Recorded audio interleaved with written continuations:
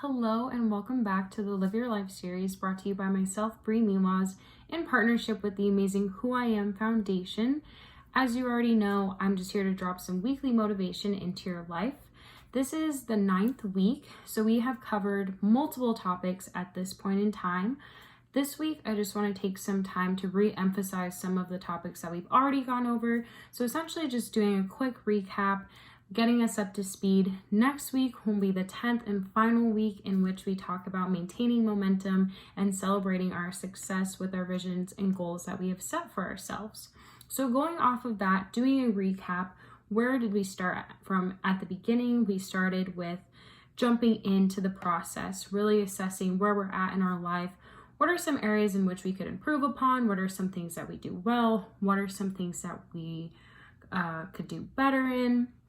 So really thinking back to that, if you haven't really taken the time to practice that, reassess, try to get a good sense of what it is that you could be doing differently, maybe this is the time to do so. Really taking some time to seriously consider some things in your life that you want to improve upon, some areas that you know you need to put a little bit more emphasis and work into to be better and do better in. From there, after kind of determining those areas that we wanted to make some progress in, we took some time to further develop that plan by coming up with some specific goals and visions for ourselves. So we talked a lot about coming up with a realistic goal, making sure that it's a SMART goal. It's specific, measurable, attainable, realistic, as well as timely. Having all of these different areas as part of your goal really allows you to be more successful in achieving that goal because it makes it more realistic, it makes it more tangible, and it also makes it more doable. When you have an ultimate goal, it really is valuable to kind of break it down piece by piece. That way you can see the little bits of progress in between and know that you are making momentum and you are making strides towards that end of whatever that goal may be. After having that goal in place, having that vision, that overview of what it is that you want for yourself, where you see yourself going, we talked about establishing a strong foundation. So having goals are very important, right? Having SMART goals are just as, if not even more important than that. But in order to be successful with achieving these goals, you also have to have a strong foundation in place. What that looks like is making sure that you have everything that you need to achieve whatever goals you've set for yourself. Do you have the tools, the resources, and the means to do so? It doesn't necessarily have to be anything too much. You shouldn't have to feel the need to go out and buy all these things, but you should have a pretty good sense of what you have, the people around you, as well as some resources available to you, whether it be through trainings or maybe just picking up a book and getting some information from that. Maybe having conversations with friends who are thriving in an area in their life that you are very interested in improving upon for yourself.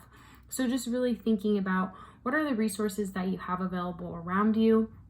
How can you capitalize on those resources by really kind of honing in on them and making sure that you can utilize them while you're trying to achieve your goals in the process. From there, we talked about cleaning up our lives. So thinking about the little things that may be getting in the way of our day-to-day life. This could be something as simple as time. It could be just not feeling motivated enough to make the time to do things. It could just be maybe we have too much on our plate because it's hard to say no. So how do you start to eliminate those small distractions to make sure that you're really making the most of your time to allot yourself the opportunity to move forward and be successful with that vision and goal that you have for yourself? From there, we talked about boosting confidence. So I think that was one of my favorite weeks, and just knowing what strengths, abilities, and unique skills we all bring to the table as individuals. Really talking about having the ability to pour into ourselves, understand the value of self-care, and without allotting time for self-care, we can't really share those things that we bring to the table because you're going to feel burnt out, you're going to feel exhausted.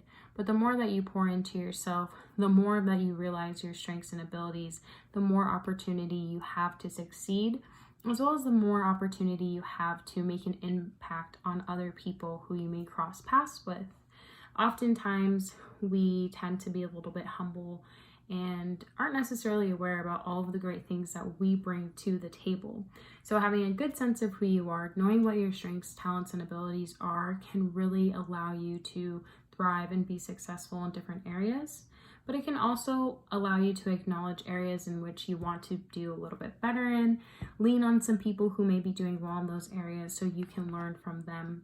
But most importantly, remembering your worth, remembering your value, and making sure that you are also allotting time for self-care.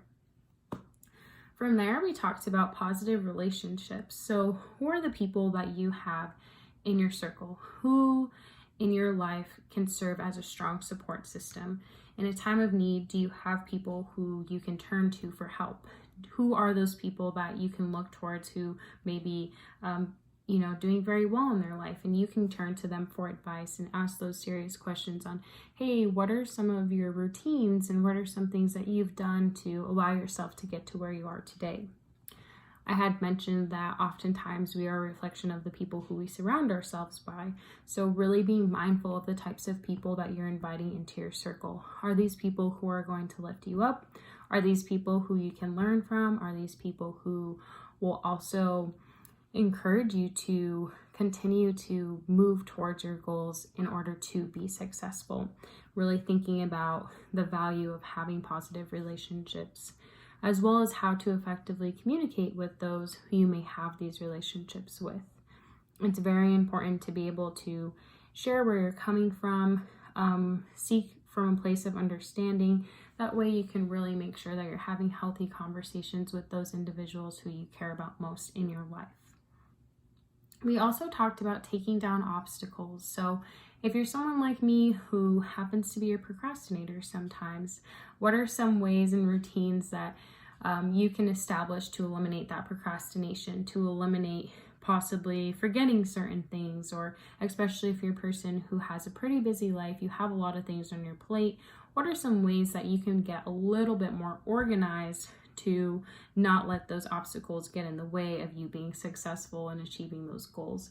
So really having some good techniques in place that are going to let you move forward and be successful with those goals and things that you have.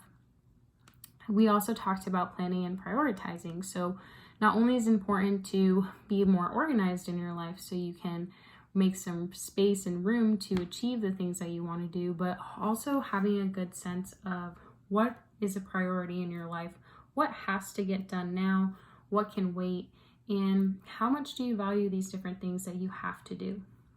And from there, after assessing what your priorities are, how can you make sure that you are being consistent with a routine that is really going to set you up for success? So week to week, you have a good sense of what that next week looks like that you'll be going into. That way there aren't any surprises, you don't forget about anything that you have to do, and you're going to finish it all efficiently and effectively. That also just allows you to eliminate a lot of stress from your life and just have a good sense of what's happening, and you don't have to worry about forgetting something or feeling overwhelmed because you have too much to do. So those are the areas that we have talked about so far over the past several weeks. A lot of great topics, many great opportunities to kind of take in some of those tips and hopefully apply them to your life. I would love to know if any of these tips have been helpful or successful for you. I'm really excited to wrap up this series next week by talking about ways that you can continue to stay motivated and keep on track, because it's very important. I know whenever you start to go through a process, you can feel very inspired and excited to jump in the beginning, but over time we start to lose that momentum, that energy starts to fade, and we no longer are succeeding in the way in which we had hoped for in the beginning. So thinking about how we can strategically continue to move forward with these goals, make progress, and just really truly recognize the ultimate purpose that we have for our lives and the value that we bring to this world. Knowing how important you are can really allow you to continue to move forward with whatever it is you want to do. So I'm really excited to talk about that. I appreciate your time as always, and I look forward to seeing you again. Thank you so much, and I hope you have a great week.